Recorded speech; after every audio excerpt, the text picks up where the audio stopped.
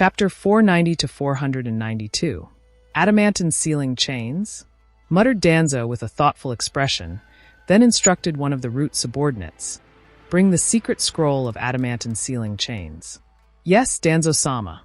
The root ninja nodded and hurriedly disappeared from his position. A few minutes later the root shinobi returned back to the laboratory, carrying a red scroll case in his hands, and respectfully passed it to Danzo. Danzo directly opened the case and said, "This was left by Mito-sama." Undoubtedly, Danzo is referring to the wife of the Shodame Hokage Senju Hashirama, the princess of the Uzumaki clan, and the first Jinchuriki of Kyubi, Uzumaki Mito. Uzumaki Mito was known for incredible her Fuinjutsu mastery, high sensory skills, and special chakra.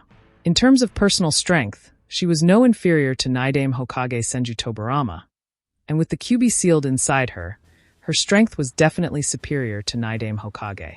However, she was a devoted wife, and not the kind of person who preferred to be in the limelight, coupled with the fact that the strength of Shodame Hokage was too strong enough to dominate and suppress the entire shinobi world by only himself, that every other person became bleak in his presence. Therefore, she isn't too renowned these days. But Orochimaru, who was a disciple of Sandame Hokage, and a close friend of Senju Tsunade, knows the truth, and has also explained all these political problems of early Konoha to his disciple Hyuga Kuroto. Therefore, Fujin also knows the truth. After the death of Shodame Hokage and Naidame Hokage, and during the time when Sarutobi Hiruzen had just taken the position of Sandame Hokage, Uzumaki Mito was the backbone of Konoha. Uzumaki Mito is the true reason why, even after the death of Shodame Hokage and Naidame Hokage, Konoha did not collapse due to political struggle between various clans. Although it is not well known these days, however, when Senju Tobarama selected Sarutobi Hiruzen as his successor to be the Sandame Hokage, Sarutobi Hiruzen wasn't immediately accepted by all the clans of Konoha. After all, at that time, Sarutobi Hiruzen was too young and did not have enough prestige. He may have been the disciple of Shodame Hokage and Naidame Hokage, and the next patriarch of the Sarutobi clan, however, that still wasn't enough to be accepted by all the clans. Especially the likes of the Uchiha clan, the Hyuga clan, and even the Senju clan was unwilling to accept Sarutobi Hiruzen as Sandame Hokage. The Uchiha clan wanted Uchiha Kagami, another disciple of Naidame Hokage, to be Sandame Hokage, while the Senju clan wanted Uzumaki Mito to be Sandame Hokage. The Hyuga clan did not have any good candidates for the position of the Hokage, but they preferred Uzumaki Mito over Uchiha Kagami to be Sandame Hokage. However, both Uzumaki Mito and Uchiha Kagami refused to take the position and choose to trust the judgment of Naidame Hokage. So Uchiha Kagami kept the Uchiha clan in check, while the rest of the other clans all supported Sarutobi Hiruzen to be Sandame Hokage because of Uzumaki Mito's prestige. Thus, Sarutobi Hiruzen managed to successfully become Sandame Hokage of Konoha, while the other disciples of Naidame Hokage managed to gain the power center of the village, despite being a member of a small Shimura clan, and the other two being mere civilians. After Sarutobi Hiruzen successfully took the position of Sandame Hokage, Uzumaki Mito retreated to her small courtyard and spent the rest of her life there.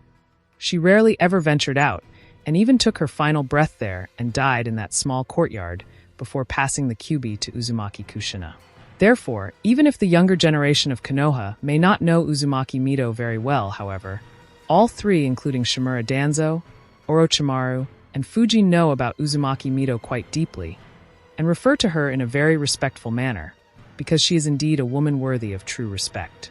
All that aside, when Orochimaru saw the scroll, he said with a sly smile, "I did not expect that the secret scroll of the adamantine sealing chains is in your hands. No wonder I was unable to find it when I sneaked inside the secret archive before defecting from Konoha. At that time, I had assumed that perhaps the scroll was in the hands of Uzumaki Kushina, but now it appears that I was wrong." Danzo glanced at Orochimaru coldly, but chose not to say anything, and unfolded the scroll in front of Fujin and Orochimaru. Adamantine sealing chains is an A-rank secret Fuinjutsu of the Uzumaki clan, and it is also one of the best Fuinjutsu to be practiced by a Jinchuriki, as it is capable of easily subduing even the like of Kyubi, the strongest of the 9 Bijou. In the canon, when Masked Obito forcibly summoned the Kyubi sealed inside Uzumaki Kushina, Kushina, who was on the verge of death and incredibly weak, used this Fuinjutsu on Kyubi and managed to successfully restrain the fox. It must not be forgotten that at that time, she had just given birth to Naruto, so her body was incredibly weak, and then even the Kyubi was forcibly summoned out of her. So it wouldn't be wrong to say that all the oil in her lamp was already dried at that point. Yet, she was able to use adamant sealing chains thanks to her Uzumaki physique and managed to successfully restrain the strongest of the 9 bijou. This feat alone shows how effective adamant sealing chains are. Therefore, when Danzo unfolded the scroll of adamant sealing chains, Fujin looked at it with great attention and studied it. After a while, he withdrew his gaze and thought, no wonder only the members of the Uzumaki clan can use this Fuinjutsu. It turns out that only those with the special chakra/blood of the Uzumaki clan can use this Fuinjutsu. But Fujin wasn't disappointed too much. He has completely memorized the scroll, and when he leaves this place, he will record it in a different scroll and store it. Fujin may not be able to use this Fuinjutsu, however, Karen can learn it. Different from Fujin, Orochimaru was a little disappointed and muttered, "A pity."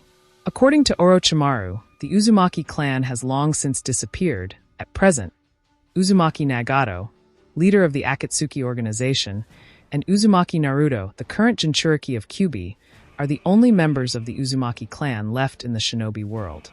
There's no need to mention Uzumaki Nagato, as no way in hell would Danzo dare to go in front of Nagato. As for Uzumaki Naruto, he is just a 7-year-old child who knows nothing about E-rank or D-rank Fuinjutsu, much less such a complex A-rank Fuinjutsu. Obviously, he cannot help Danzo keep the Chimera Buds in control. While Fujin had a thoughtful look under his mask, and Orochimaru had a disappointed expression, Danzo was looking at the scroll of the adamant sealing chain with a frowned expression. This is not the first time he has read the scroll of adamant sealing chains, and is naturally aware of the requirements of using this Fuinjutsu. So, after a while of thinking, he said in a deep tone, "Maybe the old man can try to learn it." Fujin glanced at Danzo, but said nothing and chose to remain silent. On the other hand, Orochimaru had a mocking smirk. Both of them are very clear about the meaning of Danzo's words. Danzo has implanted the Hashirama cells, which can be regarded as the blood of the Senju clan. It is well known that the Senju clan and the Uzumaki clan were close relatives, and the blood of the Uzumaki clan also flows within the veins of Senju clansmen because of intermarriage between the two clans over several generations. Therefore, if any clan other than the Uzumaki clan has the possibility of learning this Fuinjutsu, then it is obviously the Senju clan, and Danzo, who implanted the Hashirama cells, may be able to learn this Fuinjutsu. Of course, this is just a theoretical possibility, and neither Fujin nor Orochimaru is very optimistic about Danzo being able to use this Fuinjutsu. This is because to dig out the hidden potential in blood, extreme talent is necessary, and Shimura Danzo clearly does not have such talent. Because if he did, then he wouldn't have to rely on implanting so many Sharingan and Hashirama cells, and finally turn towards the Chimera Jutsu with the hope of improving his strength. So even if theoretically Danzo may hold some degree of qualification in learning this Fuinjutsu, Fujin and Orochimaru don't think that he can. Noting Fujin's silence, which stated that he has no opinion on the matter Danzo's side, but then he noticed Orochimaru's mocking smirk, and he was a little annoyed and said, "If this is not an option, then do you have any other way?" Fujin and Orochimaru thought a little, then said in unison, "Try other Fuinjutsu." Danzo was surprised by the tacit understanding between Fujin and Orochimaru. He stared at the two with a suspicious gaze for a while, then sighed and said, "In that case, come with me." Fujin and Orochimaru nodded, then followed him out of this laboratory, and after walking for a while, the three came to another laboratory, which appeared to be a large-scale incubation room. As soon as he stepped into the large-scale incubation room, Futin expression under the Fujin mask turned terrified, and he took a deep breath.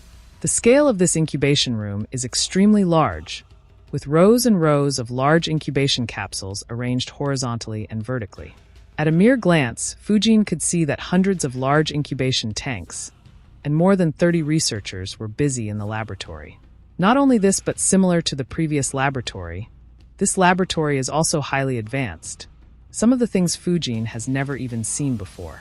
It seems that these are all confidential equipment prohibited from entering the mass market. Had it not been for the mask on his face, the surprise and greed in Fujin's eyes would have again been noticed by Orochimaru and Danzo, but thankfully he could still maintain his dignity. Calming himself down, Fujin even began to wonder, was Root really disbanded by Sandaime-sama? Because if it was, and even then, it still has access to such humongous funds and personnel, then Fujin can't even begin to fathom just how deeply has Danzo dug his claws into the shinobi world.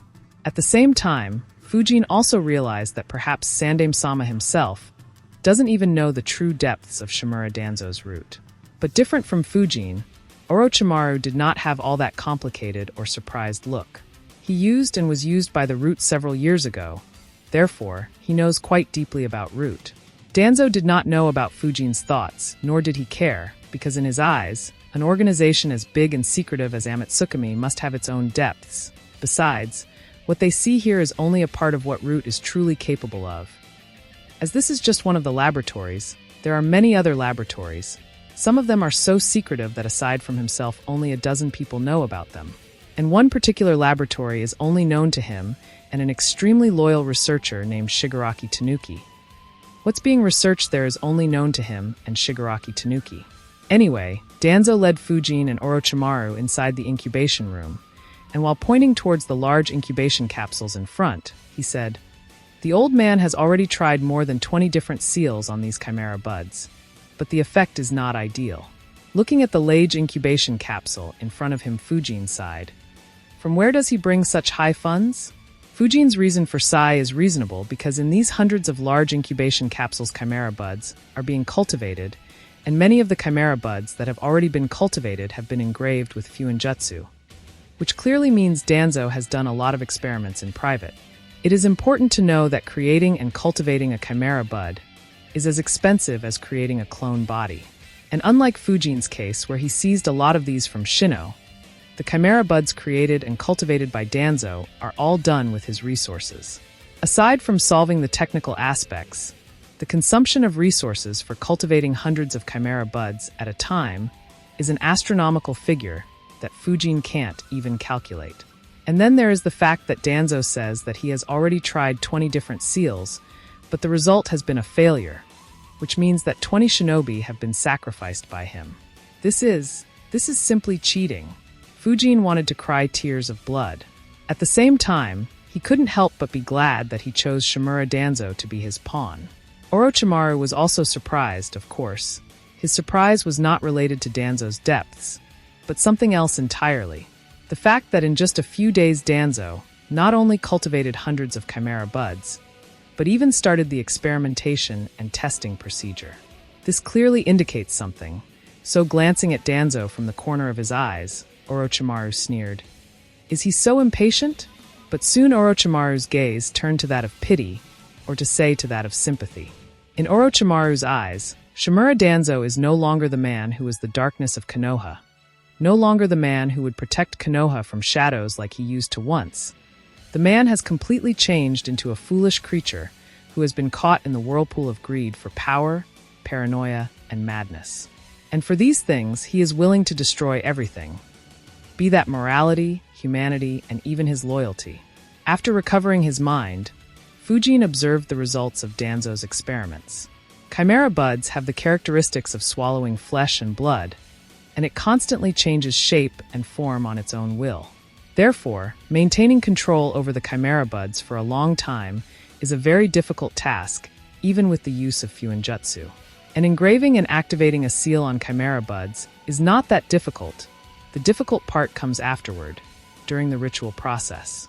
If the seal on the chimera bud is not deactivated during the ritual, the chimera bud will be unable to swallow the flesh and blood of others. But if the seal is deactivated, then the seal engraved on the chimera bud will start to have defects in it and deteriorate because of the change in shape and form of the chimera buds during the expansion and contraction process. Once these defects and deterioration reach a certain level, the seal engraved on the chimera bud will completely lose its effects and will naturally fail to play the intended role. And this is clearly evident goresight in front of Fujin. The subjects in whom Shimura Danzo's research team implanted the seal-engraved chimera buds, are floating inside the large incubation capsules. And looking at the gruesome sight before him, Fujin can clearly see that the results were a failure. The seals must maintain a fixed form and shape, but because the chimera buds inside the bodies of the test subjects were constantly deforming, that is, changing their shape and form, so the seals were unable to maintain their shape. As a result, the bodies were either mutilated or looked like gruesome beasts. And without exception, all of the test subjects are dead. Double tetragram seal, 8 trigram sealing, reverse tetragram seal, self-cursing seal, evil sealing, 5-pronged seal. Upon further observation of the dead test subjects, Fujin recognized many seals. Some of them have been mastered by him, while others have never been seen by him, of course. With his understanding and mastery of Fuinjutsu, Fujin was able to easily analyze all these seals. And after analyzing all these seals, Fujin had no doubt why these seals did not provide any result. The reason is simple. These are shape-dependent. Thinking so, even if a seal is rank A or higher, it would be of no effect in restricting the chimera buds. Majorly because these seals are shape-dependent. What we need is a sealing jutsu that is either not shape-dependent or can constantly alter itself. In Fujin's understanding, adamantine sealing chains, Reaper Death Seal, 9 Phantom Dragon Seal, and a few other seals fulfill the requirement of restricting the chimera buds. However, the person carrying out the ritual must perform the seal in order to constantly restrict the chimera buds, and to ensure that they don't take over the body, outsiders cannot perform it. Therefore, many of these seals can directly be rejected as Danzo either doesn't have enough qualifications to perform these seals, or he will not choose to perform these seals, or these seals require more than one user to perform. At this time, Danzo said, "Both of you can also see that the effects of these seals are not satisfactory. It is unable to show a proper restraining effect on the chimera buds, and as a result, all the test subjects have died." Orochimaru thought a little, then said, "Perhaps we can try to improve the adamantine sealing chains of the Uzumaki clan, to make it suitable for non-Uzumaki clan members to be able to use it too." After a while of thinking, Fujin nodded at Orochimaru's suggestion. "We can try it. Even if a part of the power of the adamantine sealing chains is sacrificed, it would be worth it. After all, what we have to restrain is not the huge chakra of a bijou, but the chimera buds, so it should be possible. Improving and changing a high-rank seal while maintaining its sealing power is a bit difficult task because it requires extremely complicated calculations and a lot of experimentation. After all, the seal is improved over several generations to suit the needs of the creator, so it contains generations of research, tests, and analysis to where it stands. How can be improved so easily? But if part of the sealing power is sacrificed, then improving and changing it is not that difficult. So Fujin thinks that it should be possible. Fujin said again, "And if this still doesn't work, then we can create an all-new Fuinjutsu to suit our requirement. Of course, it will consume time, resources, and a few lives to test the suitability of the seal in conjunction with the chimera buds during the implant. But once the seal is successfully created and perfected, one of the major issues will be solved. Creating a high-rank seal is of course a very difficult task. It generally takes years and several generations to be able to create a perfect seal, but who makes Fujin a Fuinjutsu genius? Although he has never tried creating a new type of seal before, the only reason he didn't try is that it would not consume a lot of time and resources, but also a lot of human lives in the testing process. The worry is not that humans would die. The worry is that humans who meet the needs have to be searched and then kidnapped. This is a very hassling task, not something Fujin can do alone, so a lot of subordinates are required for this purpose, and that's where Root comes in. Orochimaru nodded at Fujin's suggestion. Then he turned around to face a large incubation capsule, in which a chimera bud was growing, and said, "The main material of these chimera buds is also not good enough. The glue chosen by Hiriko is not stable enough, and as a result, the activity of the chimera buds increases severely. Maybe we can try to search for more stable material to improve the stability of the chimera buds." Fujin thought about Orochimaru's suggestion while walking towards one of the large incubation capsules in which a dead test subject was floating and said, "In fact, there is room for improvement in the process of cultivation of chimera buds. Before the chimera buds began to grow, we can fuse the target subject's cells in it to increase the adaptability and decrease the rejection probability. With this, controlling the chimera buds that were created to match your own body will become easier. The process followed by Hiriko is to first cultivate the chimera buds to a certain degree, then implant those chimera buds in your body and form thereon. Let the buds develop into full-fledged chimera that can swallow flesh and blood. He does not focus on the fusion of cells with the chimera buds. Although this increases the success rate of survival, however, it also leaves behind a hidden danger. Because the chimera buds are not fused with the host cells prior, therefore, they become an independent existence that is wild and difficult to tame and can easily take over the body of the lost.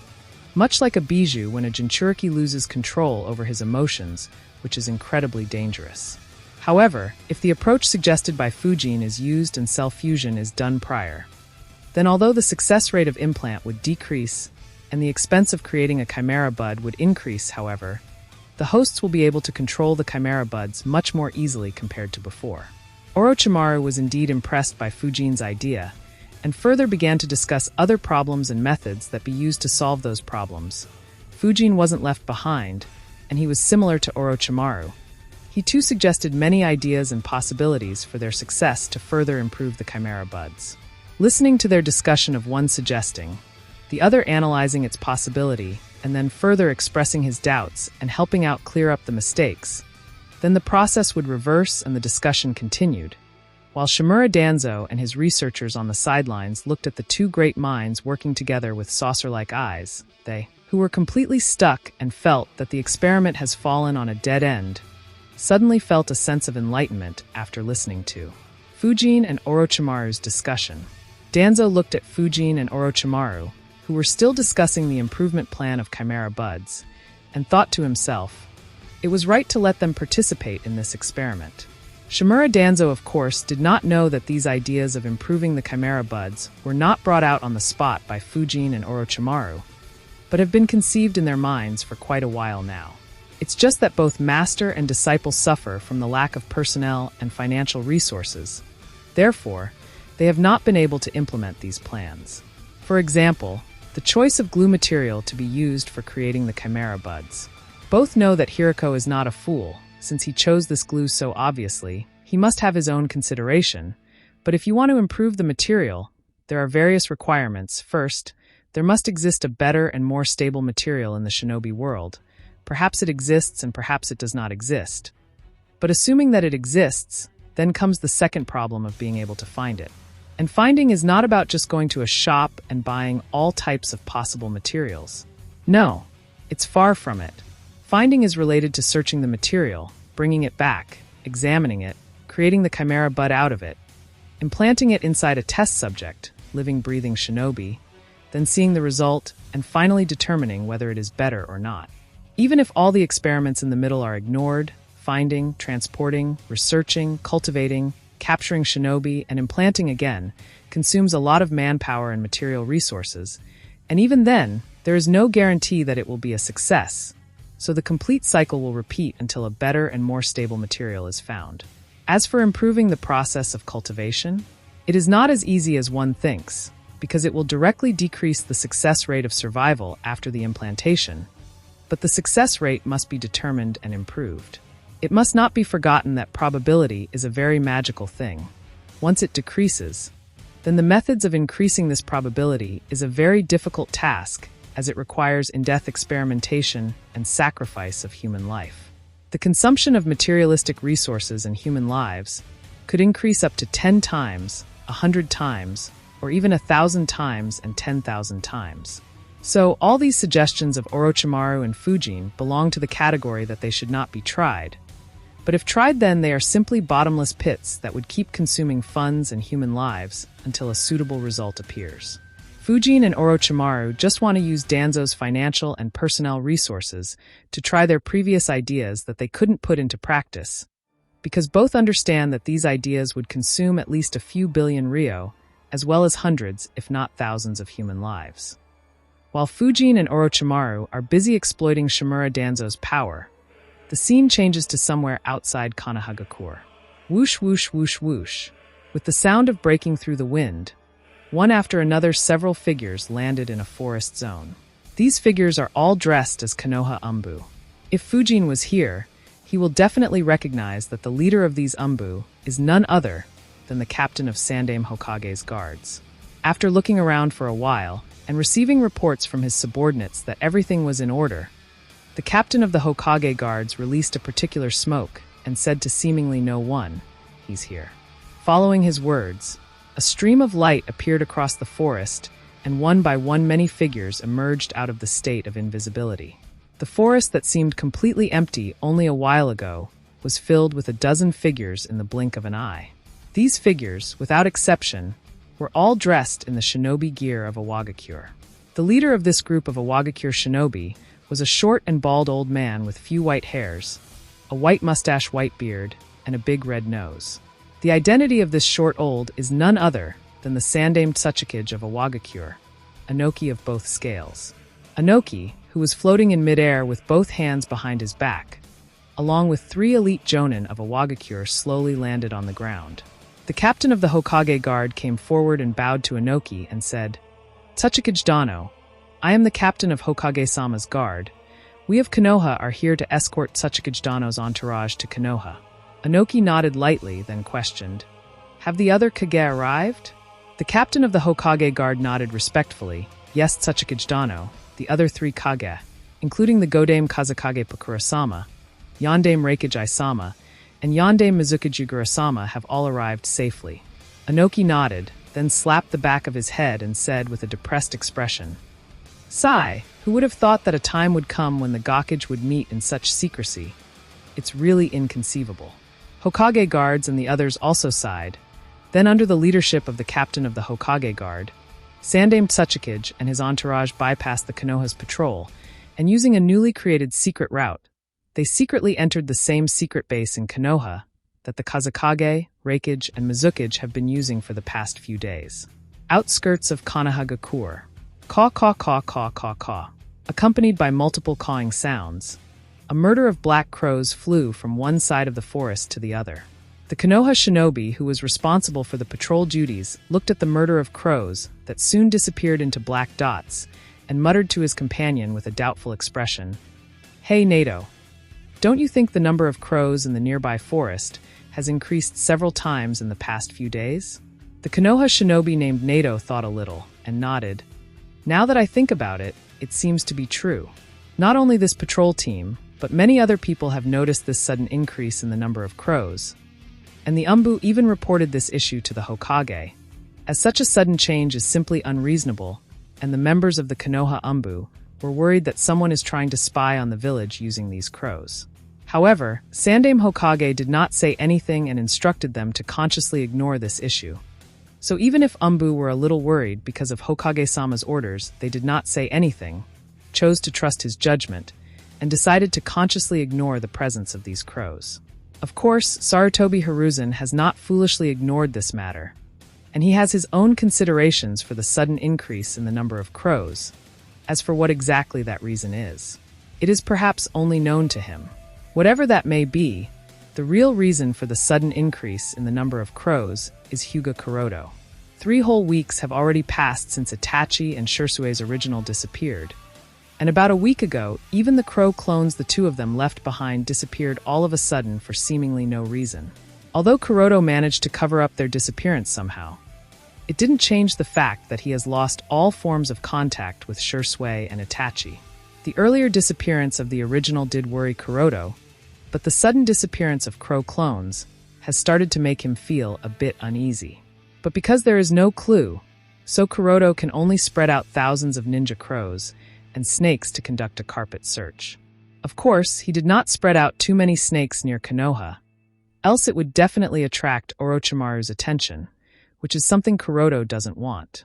Anyway, in addition to arranging crows and snakes to search for Shirsue and Itachi, Kuroto has also been watching the Gakage conference in the past few days from the eyes of either of Yugura. At the same time, he is also cooperating with Orochimaru and Shimura Danzo as Fujin to improve the Chimera Jutsu. Kuroto had to admit that his sensei indeed has an unparalleled talent in the development of Kenjutsu, and Kuroto too, because of his extraordinarily deep insight, because of possessing the Tenseigan coupled with rich experience, is no inferior to Hirako in terms of knowledge of Chimera Jutsu. So, when the two great minds of Kuroto and Orochimaru worked together for a few days with the objective of improving the Chimera Jutsu, coupled with the manpower and financial resources that the root of Shimura Danzo displayed, many of the problems that were troubling before were solved in one fell swoop. The speed of progress was so fast that even Kuroto was taken aback. The same degree of improvement of Chimera Jutsu, which only took a little over a week, would have actually taken at least 6 months if it were him alone. So he had to accept that this approach of using Shimura Danzo as a pawn was indeed a very good idea.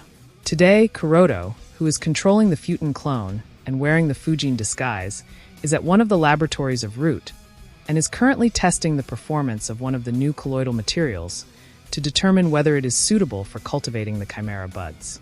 In terms of finding suitable materials, Danzo once again showed the depths of his pockets and the manpower he commands. And within just 2 to 3 days, the Root that should have been disbanded by Sandaime-sama actually managed to collect more than 70 different types of new colloidal materials. Some of the colloidal materials are not only unknown to Fujin, but even to Orochimaru. Of course, whether any of the colloidal materials among these 70 different types will be suitable or not will depend purely on luck, and all Fujin can do is try the luck of the test subjects by using the process of elimination on the live subjects. If the test subject is unlucky and the result is a failure, then the test subject will be overtaken by the Chimera bud, writhe in agony and explode immediately into bloody gore. But if the test subject is lucky and the result is not a failure, then the test subject will not be overtaken by the Chimera bud and die peacefully. If the luck of the test subjects is good enough, and the material that Fujin picks up next is suitable, then many of the problems that have plagued him may be solved in an instant. However, if the test subject is unlucky, then Fujin will have to keep spending more time and effort, which will result in the agony and death of more test subjects due to exploding into bloody gore than those dying peacefully. After excluding the 9th colloidal material due to failure, and signaling the Root Ninja to clean up the bloody mess, Fujin walked out of the test room and thought to himself, before selecting the suitable material, these tests must have been carried out by Hiriko too. If Shino had obtained that data, then a lot of my workload would have been decreased. But alas. With a sigh of disappointment, Fujin turned to look at Orochimaru, standing not far away from him.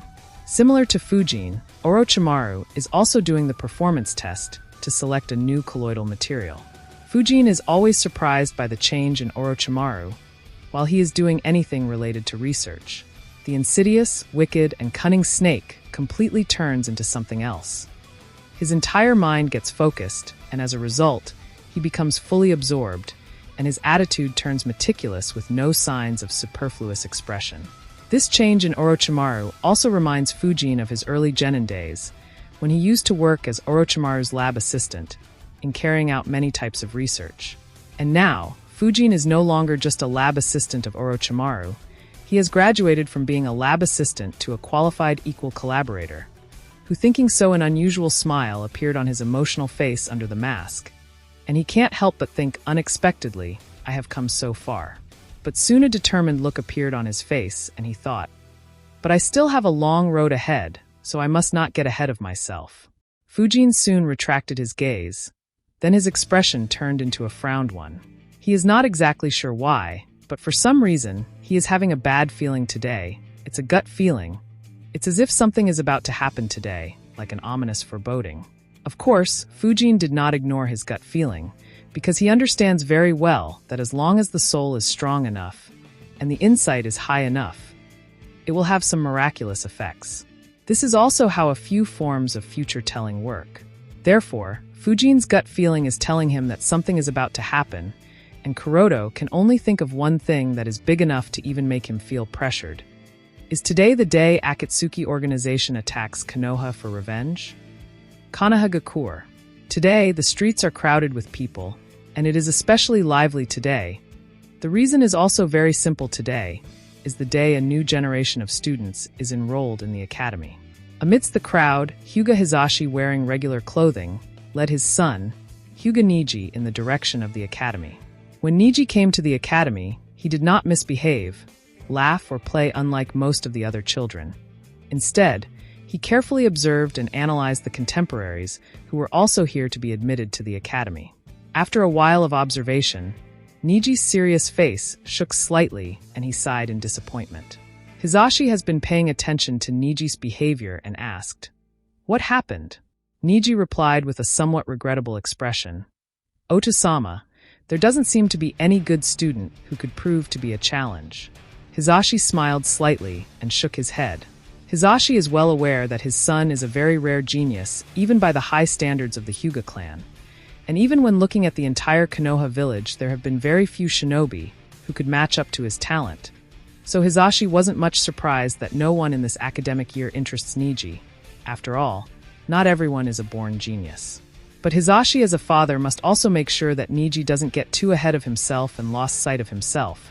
So after thinking a little, he said to Niji, "Remember, Niji, one's true opponent is always oneself. What you must always strive for is to be better than you were in the past.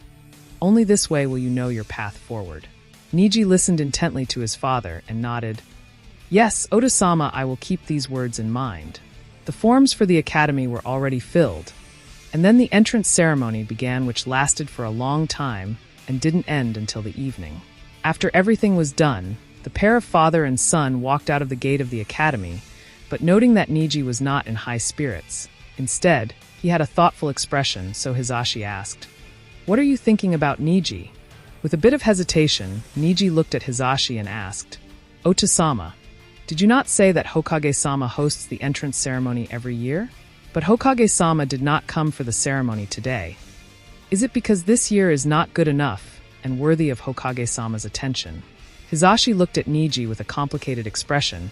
He knows his son may seem calm on the outside, but has become extremely sensitive in his heart for the past few years. So he gently rubbed Niji's head and said, "Silly child, didn't Tsunade-sama host the ceremony? Hokage-sama must have had something very important at his hand, so he was unable to attend the entrance ceremony. It has nothing to do with whether your academic year is worthy of his attention or not." After listening to his father's words, Niji lowered his head and whispered lightly, "I see." Ever since he witnessed his father being punished by his uncle in the main family, the patriarch of the Hyuga clan, using the caged bird curse seal a few years ago, Niji has become extraordinarily sensitive in his heart. Even if pointed by a member of the same clan from far away, Niji would be particularly concerned. Hisashi has of course noticed this, and has tried to help Niji overcome this problem in his heart, but he has not been able to do anything about it. Worried about his son's growth, Hisashi even discussed this issue with Hyuga Kuroto. But Hyuga Kuroto only said, "Your son is much stronger than you think, Hisashi-sama. He can overcome such problems on his own, and it is necessary that he overcomes them on his own, as that is what we call growth. Therefore, all you need to do is to have faith in your son and support him as a father. As for the rest of the issues, leave them to Niji and me as his sensei. If I have agreed to take Niji under my wing, so obviously I will watch over him."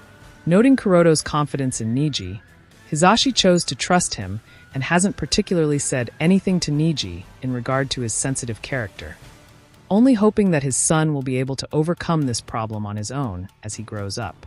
While the father and duo were walking out of the academy, Niji's gaze shifted to a distant tree and locked on a specific child with black hair, Uchiha Sasuke.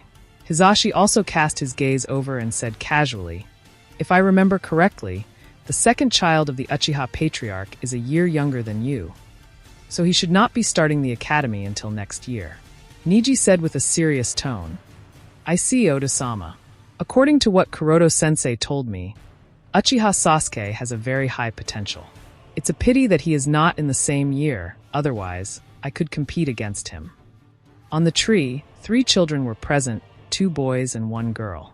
The 2 young boys, both about 7 years old, were hanging upside down on the branch of a tree.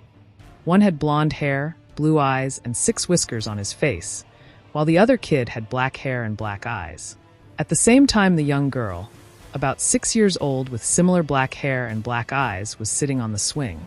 The blonde-haired boy pointed in the direction of Niji, who was staring at Sasuke, and said, "Sasuke, look, that guy with the Byakugan has been staring at you." The black-haired boy, Sasuke, snorted softly. "Naruto, you fool, if you can notice him, then how can I not notice it? I am an Uchiha who has awakened the Sharingan, and that guy with the Byakugan is not even trying to conceal his gaze." So obviously I have noticed it much before you. Naruto thought a little, and it made sense, but then he was puzzled again and asked, "But why is he staring at you?" Sasuke smiled and was about to answer triumphantly, but before he could answer, the 6-year-old girl with black hair on the swing said immediately, "It's because he realizes that only Sasuke and Aichan can match up to him here." Interrupted midway, Sasuke was annoyed and said to the girl, "Kiyomi, haven't I already told you not to follow me?" The black-haired girl, named Kiyomi, quickly said, "But Sasuke-chan, nobody is at my home. I don't like being alone at home. Oba-chan used to say that I must make friends of my age." Sasuke immediately said, "Then make friends of your age. Why do you follow me? I am clearly older than you. And in the first place, how did you even find me?" Mikoto-ka-chan told me that you were going to play near the academy. So finding you was easy," Kiyomi said with a mischievous giggle. Sasuke immediately pouted. "Ka-san, you traitor." Naruto, who was silent for a while, suddenly asked Sasuke in a whispering tone, "Sasuke, I have been meaning to ask for a while. Who is she?" Sasuke turned to Naruto with a thoughtful expression. Then after a bit of silence, he said, "Her name is Kiyomi, and she is also an Uchiha. Well, half Uchiha to be exact. Her Ota-san was a Konoha Jonin who died in the war against Kumogakure a few years ago, and her Okeya-san died while giving birth to her. Since then, only she and her grandma were left in the family. But 2 weeks ago, her grandma also passed away. So, well, Okeya-san decided to take care of her since her Okeya-san and my Okeya-san were friends." Naruto nodded. He is also an orphan, so perhaps he can somewhat relate to Kiyomi and said, "Say, Kiyomi-chan." Whoa. But before Naruto could finish speaking, suddenly, several loud roars and wailing cries sounded in the distance. The sounds were layered on top of each other and felt like they were coming from a different space altogether. At the same time, they seemed to be distorting the space. For a moment they sounded far away in the sky, and at the other moment they sounded very close to the ears. Overall, the roars and cries made everyone shiver and made them feel very uncomfortable. All three of Naruto, Sasuke, and Kiyomi stopped instantly and looked at each other. Then Naruto asked, "Did you two hear that too?" Sasuke nodded with a solemn expression and looked into the distance, as his black eyes turned scarlet with a black tomo spinning in them. On the other hand, Kiyomi felt scared, and all her goosebumps were erected. To her, the roars and wailing sounds seemed evil.